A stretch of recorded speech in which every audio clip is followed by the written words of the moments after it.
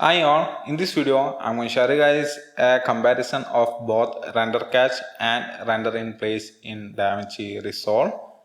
This will be a comparison video. This won't be a difference video where we compare both of these functions and decide which one is the best, because both of them got their own benefits, and depending on the project you are doing, one of them will be more beneficial than the other.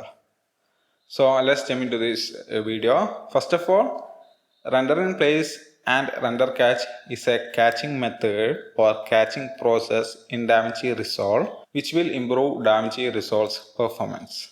And both these options mainly improve two type of performance in DaVinci Resolve. First one is the playback performance, that is, after adding the color grade and fusion effect, you can play the clip in DaVinci Resolve's timeline without any lag. And second type of performance both these options will improve is that by using these two options, the time taken to complete the project render will reduce. So let's jump into this comparison. First one is that render catch is a background process while render in place is a foreground process. Render catch happens in real time, that is, it runs in the background and it will start the catching process based on the settings you choose. So when render catch is happening, you can still use the DaVinci Resolve, but at the same time, while render catch is happening, the chance of your system slowing down is little bit high. While render in place is a foreground process, that is, when render in place is happening, you can't use DaVinci Resolve to do any sort of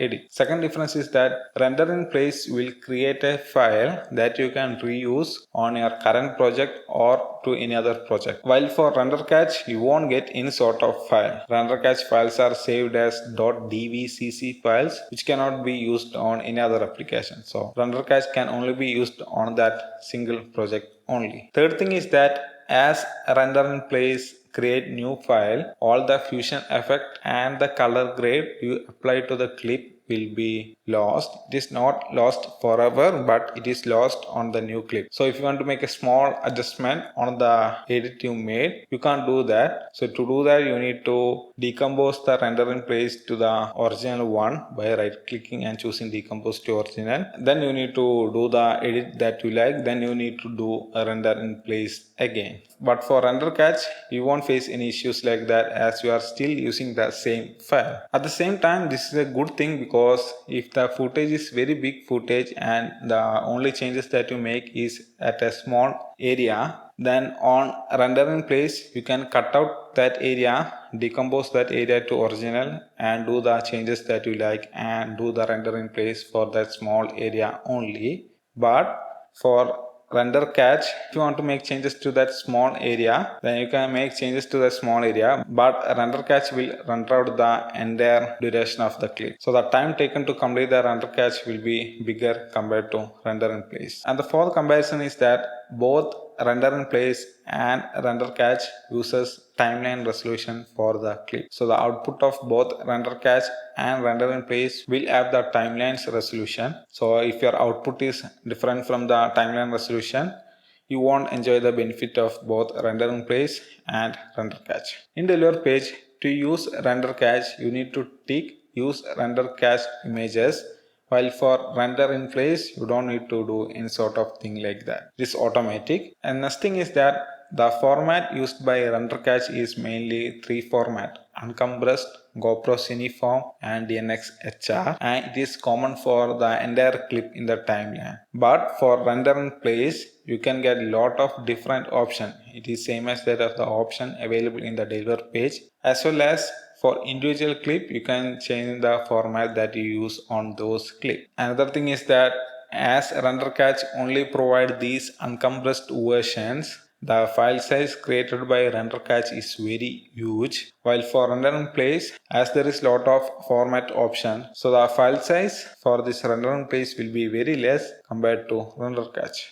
Another thing is that render catch is a automatic process. If you choose smart mode in render catch, your entire timeline will be rendered automatically. But for render in place, it is a manual process. You need to do render in place for individual clips. So sometimes if you forgot to turn on this render in place for some clips, you will lose some time. So the convenience factor is there on render catch. And another thing is that in timeline, if you make any changes to the render catch output, that is, if you cut a small portion out of the render catch output, then you need to do a re-render. But for render in place, if you cut a small portion, you won't need to do the re-render. So that's it. That's all about the comparison of both this render catch and render in place. Personally, I prefer to use render in place after every edit, that is every color grade and fusion effect is added to the clip, and render catch